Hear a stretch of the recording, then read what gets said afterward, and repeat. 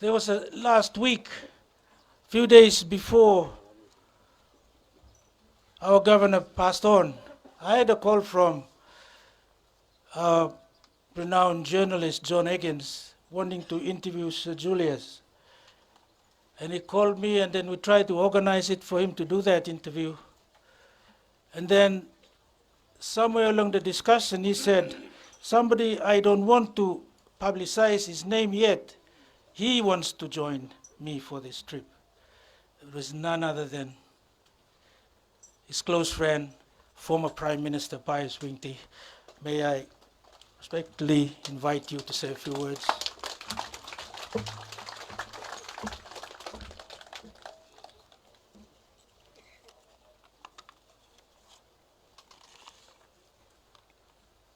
Lady Stella, Baron,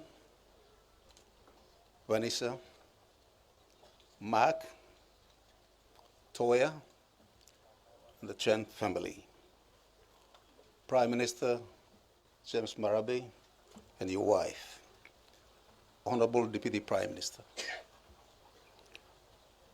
Honorable Ward the Sonobot, Member for Namatanai and Minister for Transport and Civil Aviation, Ministers of Government, Members of Parliament, Governors, Leader of Opposition and Deputy Leader of Opposition, Acting Governor for New Ireland, Sir Mason, Provincial Assembly members, people of New Ireland, people of Papua New Guinea. We gathered here today to farewell a man who has blessed us.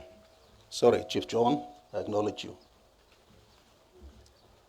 We have gathered here to farewell a man who has blessed all of us with his dedication, with his service, with his loyalty. He lived his life for these three things: dedication, service, and loyalty. Sir Julius was dedicated to his family, his friends, and his people. He was also dedicated to the truth, to what he believed was right for his people and for his country. Nothing could shake him from that. Not politics, not business, not personal differences.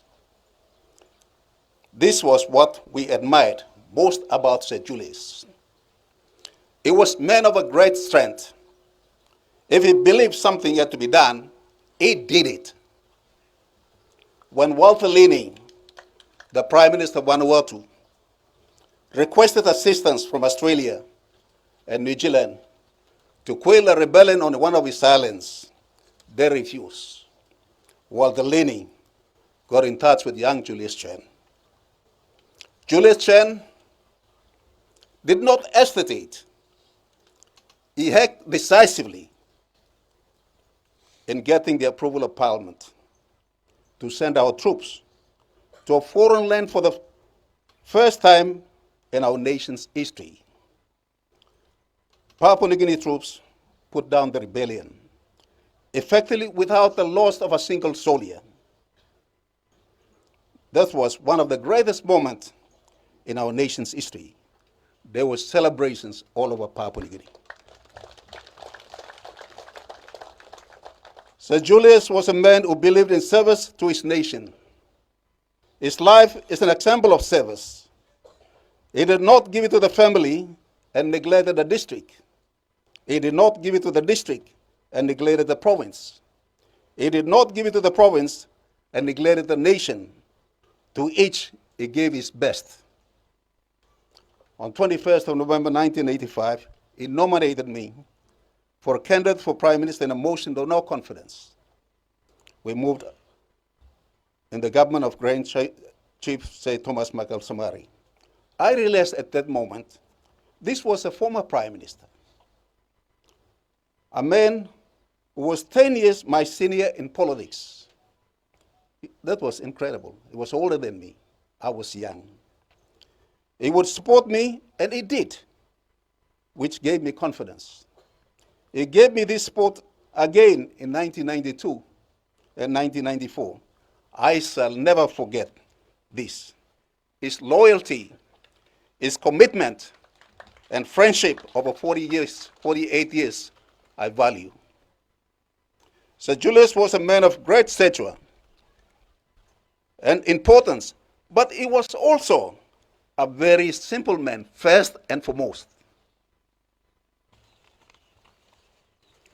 He believed in simplicity, in trust, in honesty. His bond was his word, character traits in which we can all aspire to uphold. Sir Julius was meticulous in everything he did. He spoke honestly from his heart. He did not go back on his word to the point where he sometimes lost government. The majority, it is in human nature that when we're afraid of making a mistake, the majority will all beg. Be arrested by doubts. Only a very few souls will step forward towards achieving a goal. Julius Chan was one of them. Thank you, the people of Namatanai. Thank you, the people of New Ireland, for electing a man of his caliber who has given so much to the people of Papua New Guinea. It will be a long, long time before New Ireland will produce another Julius Chan for Papua New Guinea. I have known Sir Julius, and I entered Parliament since 1977. We always discuss about the nation. He will say, hey, you know, my friend, he would tell me, this nation is blessed with great resources, but if we don't run it properly, we will run it down.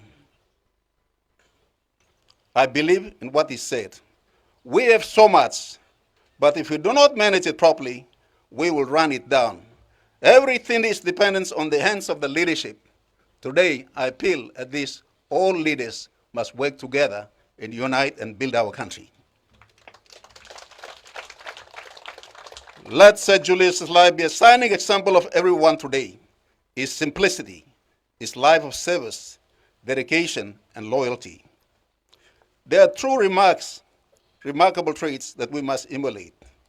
While we are certain in that, I know it is each wish that remember him by learning from the life he led and legacy he had left behind. We must celebrate, my friends, life even as we farewell him in death. Sir Julius was a unique, irreplaceable. He was a gift from above to Papua New Guinea. My friend, the people of Papua New Guinea will miss you. Your family will miss you. My family will miss you. I shall. Sitting across you at your home on many occasions, I used to go to his house, even when I was Prime Minister. Because I believe in age, I said, no, must be Prime Minister. I go and see him. He's older than me. On many occasions, Port Moresby, we're enjoying a simple breakfast and a hot cup of tea, looking down to Hella Beach and out across that wide blue sea, always concerned about our country and our people. I will miss that, my friend. Goodbye, Julius Chan.